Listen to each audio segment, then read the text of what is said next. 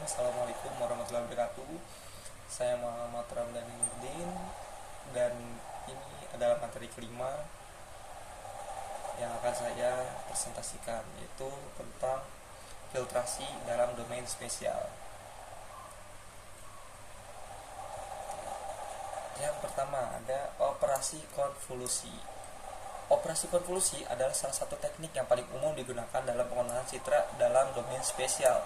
Teknik ini digunakan untuk menerapkan filter atau kernel pada citra asli dengan tujuan menghasilkan citra hasil yang telah ditingkatkan atau memilih fitur tertentu yang diinginkan. Nah, ini adalah beberapa konsep dan langkah-langkah dalam operasi konvolusi. Yang pertama ada prinsip dasar operasi konvolusi. Prinsip dasar operasi konvolusi adalah menggeser filter atau kernel melintasi citra asli dan menghitung jumlah produk titik antara elemen-elemen filter dan piksel yang ditumpang tindih. Hasil dari setiap perhitungan tersebut ditempatkan di lokasi yang sesuai dengan dalam citra hasil. Hasil operasi konvolusi adalah citra baru yang telah difilter dengan kernel yang digunakan. Yang kedua, kernel konvolusi. Kernel konvolusi adalah matriks berukuran kecil yang digunakan dalam operasi konvolusi. Kernel ini dapat memiliki berbagai bentuk dan nilai-nilai yang berbeda tergantung pada tujuan pengolahan citra. Sebagai contoh, kernel Gaussian digunakan untuk penyaringan rata-rata, sementara kernel Sobel itu digunakan untuk deteksi tepi. Yang ketiga ada langkah-langkah konvolusi. Mungkin saya akan lewat dulu karena di slide berikutnya akan saya jelaskan. Jadi kita langsung yang keempat terlebih dahulu, yaitu keuntungan operasi konvolusi.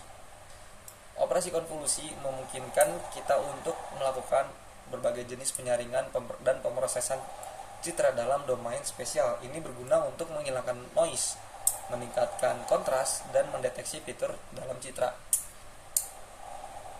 Dan yang kelima, batasan operasi konvolusi.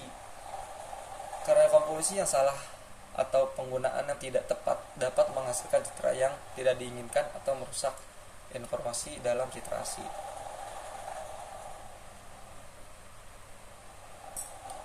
Nah, ini adalah langkah-langkah dalam melakukan operasi konvolusi yang mungkin tadi saya sempat lewatkan.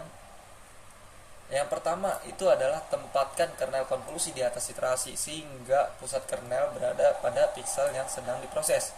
Yang kedua, hitung jumlah produk titik antara elemen-elemen kernel dan piksel yang tumpang tindih. Yang ketiga, hasil perhitungan tersebut ditempatkan pada lokasi yang sesuai dalam citra hasil. Dan yang keempat, geser kernel ke piksel berikutnya dan ulangi langkah-langkah 2 dan 3 hingga seluruh citra telah selesai diproses. Lanjut pada bagian deteksi tepi. Deteksi tepi adalah salah satu aplikasi utama dari teknik filtrasi dalam penggunaan citra. Tujuan dari deteksi tepi adalah untuk menemukan garis tepi atau perubahan tajam dalam tingkat kecerahan citra. Tepi ini seringkali diwakili oleh objek dalam citra. Nah, ini beberapa konsep dan teknik yang digunakan dalam deteksi tepi. Yang pertama, prinsip dasar deteksi tepi. Prinsip dasar dalam deteksi tepi adalah mengidentifikasi perubahan tajam dalam intensitas piksel dalam citra. Tepi dapat muncul sebagai perbedaan tingkat kecerahan, warna, atau tekstur. Yang kedua, operator deteksi tepi. Operator deteksi tepi adalah filter khusus yang digunakan untuk menemukan tepi dalam citra. Operator Sobel dan operator Prewitt adalah beberapa contoh operator yang sering digunakan untuk deteksi tepi. Yang ketiga ada jenis tepi. Tepi yang dapat dideteksi mencakup tepi tajam dan tepi tumpul. Sementara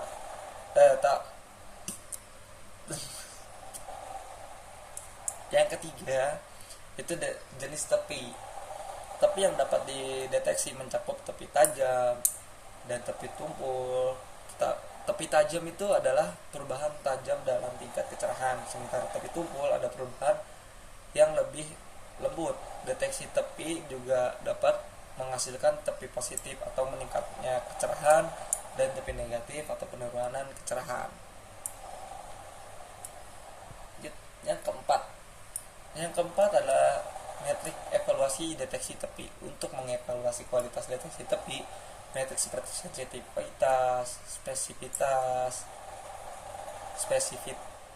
spesifisitas, dan kesalahan lokal dapat digunakan. Yang kelima, keuntungan deteksi tepi. Deteksi tepi digunakan dalam berbagai aplikasi termasuk segmentasi citra, pengenalan objek, dan analisis citra medis. Ini membantu dalam pemisahan objek dari latar belakang dalam citra. Dan yang terakhir, batasan deteksi tepi. Deteksi tepi dapat dipengaruhi oleh noise dalam citra, sehingga pre-filtering sering dilakukan sebelumnya. Lanjut kita ke filtrasi nonlinear. Filtrasi nonlinear adalah teknik pengolahan citra yang melibatkan operasi terhadap piksel dalam citra dengan menggunakan filter nonlinear.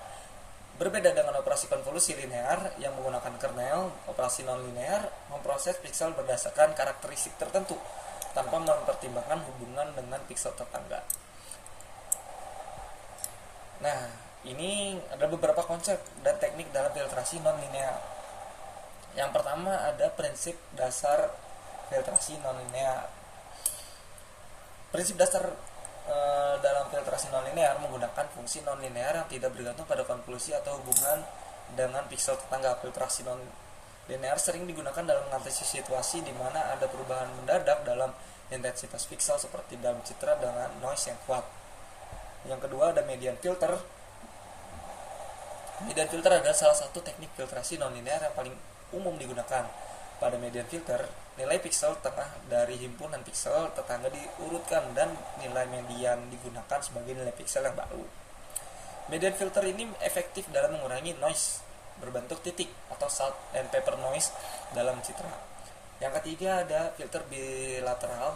Filter bilateral ini adalah teknik filtrasi nonlinear yang lebih kompleks dan yang mempertimbangkan kedua jarak spesial dan perbedaan intensitas piksel. Filter ini memungkinkan pemrosesan citra yang lebih halus, mengurangi noise, dan mempertahankan tepi yang baik. Keuntungan filtrasi yang nonlinear yang keempat. Filtrasi nonlinear efektif dalam menghilangkan noise, gangguan, dan menjaga detail dalam citra. Filter seperti median filter sangat berguna mengatasi jenis noise seperti salt and pepper noise. Dan yang terakhir itu adalah batasan filtrasi nonlinear.